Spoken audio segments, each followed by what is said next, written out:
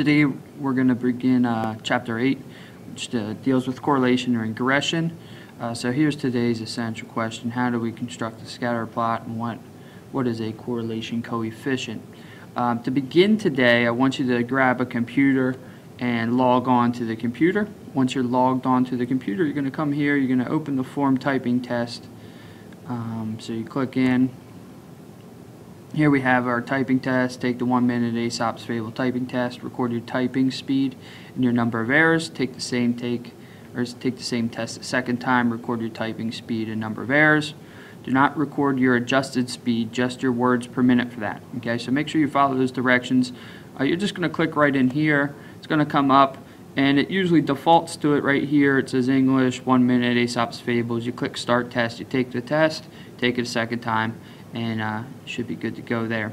Once you've recorded your 2 times, you type it all into this information here, hit submit, and it will be sent to me. We're going to use this information later. Okay.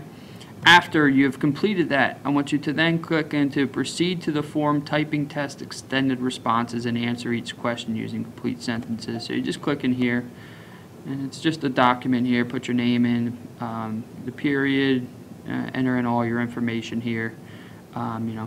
Make sure you enter it in complete sentences. It's just a basic understanding. There's no exact right or wrong answer here, but I want to gain a basic understanding of where you are with this information. So that's that. After you finish those 2 assignments, we'll just start talking about a couple things here. Throughout this chapter, we will explore studies that involve more than one variable. So in this case, with our typing test, we have our speed and we have our accuracy. Okay. So we'll be using those throughout this chapter to basically look at, are there correlations between 2 different variables and things of that nature. A scatter plot shows the relationship between 2 quantitative variables measured on the same individuals. So in this case, we could have a scatter plot which would show your typing speed and your typing accuracy. Your response variable measures the outcome of a study. This would be your dependent variable. We've talked about variables before. Your dependent variable, remember, is graphed on your y-axis. Okay. Then we have an explanatory variable. This attempts to explain the observed outcomes. This would be your independent variable, which would be on your x-axis. Okay.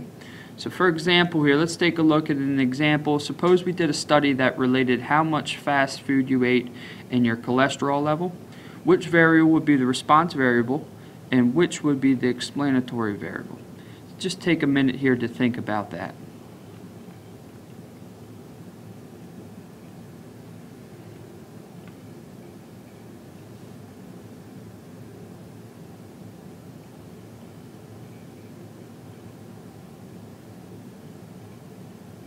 Okay, so taking a look at this example, you're eating fast food.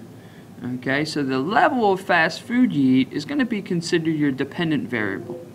Okay, it's going to be considered your dependent variable, or excuse me, your independent variable. It's how much you're eating. Okay, well, what we're trying to say is, hey, how much fast food you ate will explain maybe the amount of your cholesterol level.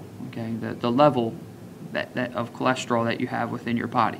So your response variable, so your dependent variable, is your cholesterol level, where your independent or explanatory variable is going to be the amount of fast food that you eat.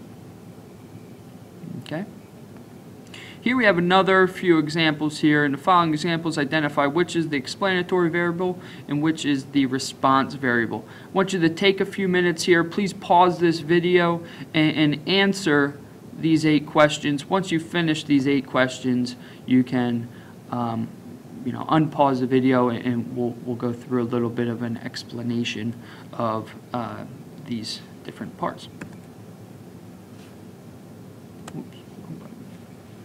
Okay, so now that you've taken some time to look through the different answers here, let's go through them. Number 1 here, it says time spent studying for an exam and the grade on the exam. So we're thinking of which one of these is a response variable, which one of these is explanatory variable. Okay, well, the explanatory variable here is going to be the amount of time spent studying on an exam. Okay, that's going to attempt to explain the grades that you receive on the exam. Okay, so this would be your response variable. It's a measure of the outcome of this study here. So your grades would be the measurement that we're looking at here. So the time spent, your explanatory, grade would be your response. All right, number 2, the amount of ant poison in your house and the number of ants. So your explanatory variable in this case is going to be the amount of ant poison in your house, where your response variable is the number of ants. Okay, you are attempting to explain the number of ants by the amount of poison in your house. Okay. The weight and height of a person. This one's a little more difficult because there's not one that is, really going to be explaining the other. There's so your explanatory here is going to be the weight, height is going to be your response. We'll talk about this one a little bit more here later on. Let's move on to number 4, amount of snowfall and number of shovels purchased.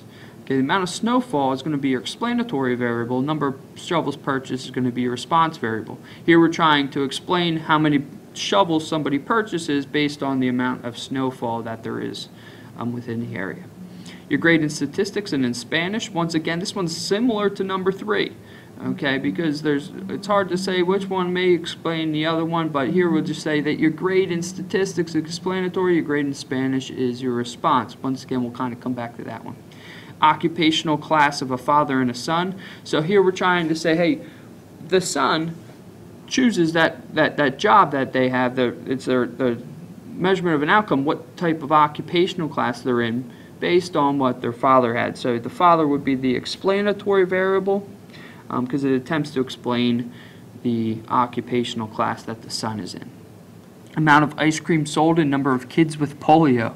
Not really much of a correlation that you could think of in your head, or not much of a reasoning behind that in your head, but the amount of ice cream would be your explanatory, number of kids with polio is your response. You can click on this video here on the online document or the online copy of these notes to get a little bit of insight on that. And then we have the amount of bald lotion you use on your head and your level of baldness. So the amount of bald lotion is going to be your explanatory, where the level of baldness on your head is going to be the response, because we're saying here, hey, the more bald lotion you put on your head, maybe the less bald you are. Okay? So after going through those 8 examples here, we do want to understand something, a very important part. Calling one variable explanatory and another response does not necessarily mean that changes in one causes changes in another. Correlation and causation are commonly thought to be the same thing. So, looking back at these examples, which examples above showcase that correlation does not imply causation? Okay. Well, we can look at these different things, and the time spent studying for an exam and grade on the exam, we could see why one causes the other. Time spent studying causes the grades to improve. The amount of ant poison in your house and the number of ants, we can see why the amount of ant poison in your house may reduce the number of ants in your house. Okay, but the weight and height of a person, somewhat difficult to correlate, or to say that one is going to cause the other one to happen. Okay, so this one here, there may be a correlation between the two, but just because you're heavier doesn't mean that you're going to be taller. Okay, the amount of snowfall and number of shovels purchased, we can see why one will cause the other here. We can see why the amount of snowfall is going to make people purchase more shovels for the time being. Your grade in statistics and your grade in Spanish, they may correlate, they may show some type of pattern, but we don't know necessarily that the one is going to cause the other one to improve. Okay, occupational class of a father and a son, we may see some correlation there. We may also see some causation. Okay, if we could go into an in-depth study of this, we may say, hey, the reasoning behind the son choosing that type of occupation is because of their father. Okay, amount of ice cream sold and number of kids with polio, this is a pure correlation. One doesn't cause the other one. I think earlier in the year we talked about the amount of ice cream sold and the number of drownings that are happening. And we talked about, hey, these two are correlated, but a lot of people eat ice cream in the summer. They don't eat it, in the winter and everything. So the increase in the amount of ice cream sold is during a time when more people are out swimming during the summer. So of course there's going to be more drownings during, the time when more people are swimming. So similar type of situation where there may be some correlation, but there's not going to be any causation there. And then lastly, the amount of bald lotion you use on your head and your level of baldness. This could certainly have some type of causation look at, and we can, obviously do some types of studies on things like that and take a further look into it. All right, so here we have an example. Match the following pictures with one of the following. We have negative linear correlation, positive linear correlation, no correlation, or non-linear correlation. Okay, so we know what a line is. We know what linear means. Obviously, there's going to be a line that fits to it. So here we have some scatter plots. Okay, our negative linear correlation. Take a minute here and think, is this going to be 1, 2, 3, or 4?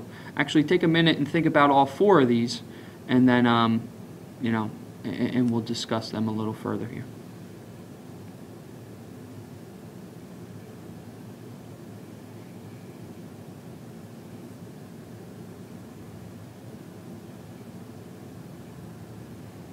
Okay, so you took a minute here.